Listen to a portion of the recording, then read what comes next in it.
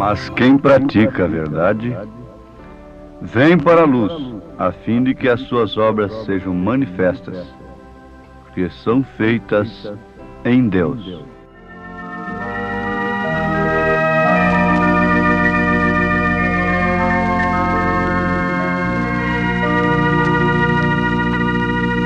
Nós queremos falar com os nossos ouvintes coisas que promovem fé. Agora, a fé vem pelo ouvir a palavra de Deus.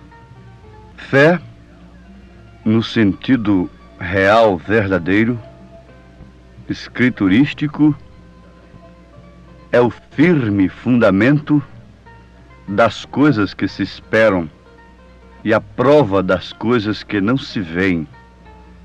Então, por isto, nós que pregamos fé, devemos vos falar aos nossos ouvintes, sobre coisas que devem ser esperadas e que não são vistas pelos olhos naturais. Porque o que se vê com os olhos naturais não é fé. Você não precisa de fé da maneira escriturística, no sentido verdadeiro da palavra, para obter algo que você pode pegar, que está ao seu alcance. Então, o justo viverá da fé, e é pela fé que nós somos salvos. Porque a salvação é justamente uma coisa que nós não podemos pegar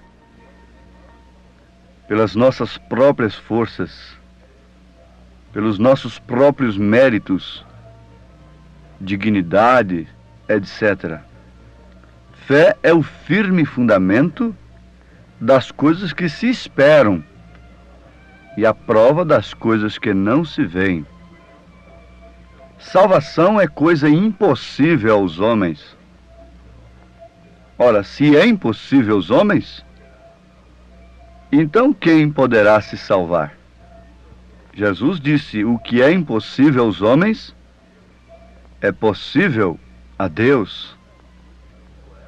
E salvação é uma coisa que só é possível através de Deus. Agora, não somente a salvação da alma, há muitas outras coisas, mesmo em relação ao físico, como enfermidades, determinadas enfermidades, que são impossíveis para os homens. Aliás, ouvintes, nenhuma enfermidade, por mais simples que ela seja, é possível aos homens curá-la.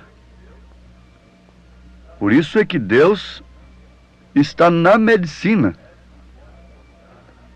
O médico pode cortar ali, mas as células, aquilo que vai cicatrizar, tem que vir de Deus. É Deus quem faz aquilo. O homem não pode curar. Afirmam os médicos, grandes médicos, irmãos Maios, lá do Canadá, que eles não podiam fazer nada, senão cortar.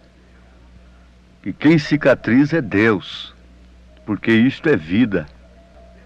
O dentista apenas pode extrair o dente, mas quem vai cicatrizar ali é Deus. Mas ainda nós podemos levar o nosso ouvinte a crer, então, na sua cura através da medicina. Uma vez que Deus está na medicina, que é usada legitimamente. Quando usada legitimamente, honestamente, e até mesmo sob inspiração. Sabe-se de grandes médicos que antes de operar se ajoelhavam, ou se ajoelham, não sei, mas se ajoelhavam junto ao paciente para depois, então, operá-lo. Isto, naturalmente, tem feito muita coisa pelo povo, mas eu quero ainda observar isto. Mesmo assim, há casos de enfermidades que é impossível a medicina. Não é propriamente impossível aos homens, porque os homens não podem coisa alguma. Disse Jó, disse o sábio Salomão, dizem as Escrituras. Às vezes se torna impossível a medicina, a ciência médica. Mas o que é impossível para os homens alcançarem através dos meios científicos que Deus tem dado, é possível para Deus. Mas vamos observar mesmo assim, que mesmo esta fé não perdeu o seu sentido real. Ela é o firme fundamento das coisas que se esperam e a prova das coisas que não se veem. Ela, uma vez recebida pela fé, a pessoa passa a desconsiderar os sintomas, a razão, os sentidos humanos e passa a crer de coração, não a sugestão apenas, não uma fé emotiva, embalada por alguém, não uma fé de terceira mão, de segunda mão, mas uma fé de primeira mão, uma fé vivificada pelo Espírito Santo, que leva a pessoa a crer de uma maneira fiel, contra tudo que diz ao contrário. Assim foi Abraão, do qual os verdadeiros filhos de Deus são filhos. Filhos na fé. Por quê? Porque Abraão recebeu uma promessa de Deus impossível. Com idade avançada, tanto ele como sua esposa, essa promessa é que eles teriam um filho. Ora, quando toda a razão, o sistema físico de Abraão e de Sara não permitiam aquilo, Deus veio e fez uma promessa de um filho. E ele viveu 25 anos dando glória a Deus por aquele filho. Ele creu de coração que o que Deus houvera prometido, ele era capaz, suficiente para cumprir, contra toda razão. Agora, quanto mais velho ele ficava, a impossibilidade humana aumentava, mas sua fé na palavra de Deus também aumentava. A fé é o firme fundamento das coisas que se esperam e a prova das coisas que não se veem. É desta forma que nós devemos crer na volta de nosso Senhor Jesus Cristo. Por quê? Isso não deve ser um assunto de menor importância para quem quer que seja, que se diz cristão. Não há motivo, não há notícia mais alegre, lembrança mais importante para os filhos de Deus, senão esta, que nós aguardamos pela fé, que é o firme fundamento das coisas que se esperam e a prova das coisas que não se veem, um novo céu, uma nova terra. Ó, meus ouvintes, aqui está onde há uma diferença muito grande do homem que tem uma fé comum com o homem que tem uma fé inspirada, revelada, uma fé que vem do próprio Senhor Jesus Cristo. Como Paulo disse, mas a vida que agora vivo, vivo-a na fé do Filho de Deus. A diferença é como a luz entre as trevas. Sim, desta fé comum, tradicional, supersticiosa, que tem acomodado as consciências, que tem cauterizado as consciências e que levam os homens a ficar satisfeitos Eles ficam satisfeitos apenas com pequenas coisas alcançadas, mesmo pelas bênçãos naturais que Deus nos concede, porque Ele derrama chuva sobre maus e bons. A própria natureza está em defesa do homem, embora terrivelmente sacrificada pelo próprio homem. Sim, nós devemos parar um pouquinho e analisar a qualidade da nossa fé, porque essa qualidade de fé é que nos levará a amarmos ou não a luz. Está escrito no Evangelho segundo São João, capítulo 3, a partir do verso 18. Quem crê nele não é condenado, mas quem não crê já está condenado. Já está condenado, porquanto não crê no nome do unigênito Filho de Deus. Não crê no nome do unigênito Filho de Deus. E a condenação é esta: que a luz veio ao mundo e os homens amaram mais as trevas do que a luz, porque as suas obras eram más. Porque todo aquele que faz o mal aborrece a luz e não vem para a luz, para que as suas obras não sejam reprovadas. Mas quem pratica a verdade vem para a luz, a fim de que as suas obras sejam manifestas, porque são feitas em Deus. Ouvintes, aqui está uma coisa grande para nós, que somos tão pequenos. A condenação é esta: que a luz veio ao mundo e os homens amaram mais as trevas do que a luz, porque as suas obras eram más. Agora, vamos fazer uma pergunta. Estes homens que amaram mais as trevas do que a luz eram pagãos? Não, Jesus Cristo está se referindo a homens religiosos de vidas impecáveis. Foram aqueles que o aborreceram. Aborreceram a luz. Ele diz: eu sou a luz do mundo. Agora, quem foi que aborreceu a luz? Quem foi que aborreceu a Jesus Cristo? Foram homens que tinham uma fé. Eles tinham fé em Deus, porém uma fé tradicional.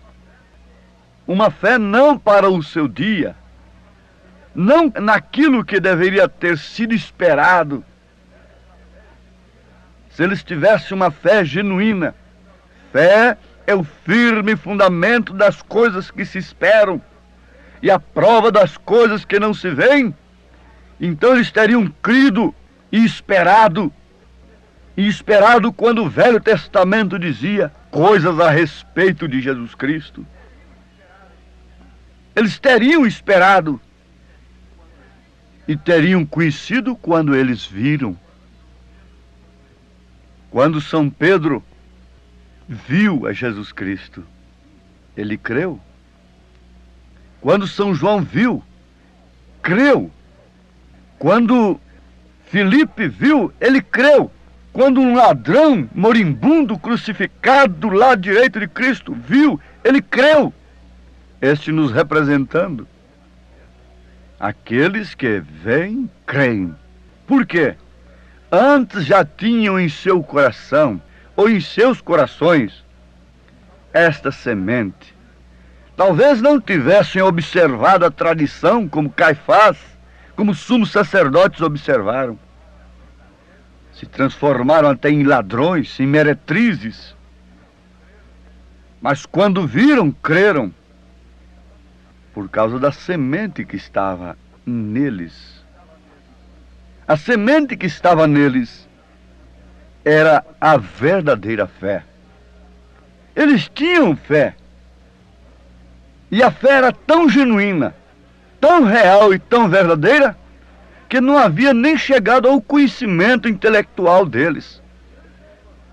E eles não pautaram suas vidas nem um minuto antes, através daquela fé que eles tinham inconscientemente. É como a semente que está ali na terra seca, mas quando a água bate nela, penetra nela, então ela germina, cresce e frutifica. Assim aconteceu com aqueles. Parece que quem tinha fé em Deus, na palavra de Deus, eram os sumos sacerdotes. Maria Madalena não tinha. Isso mostra que não é uma fé intelectual que nos leva a reconhecer o dia e a sua mensagem. Esta fé estava plantada nela desde antes da fundação do mundo. A fé verdadeira está plantada no seu coração. Quem sabe hoje você sendo uma Maria Madalena ainda. Uma terra seca.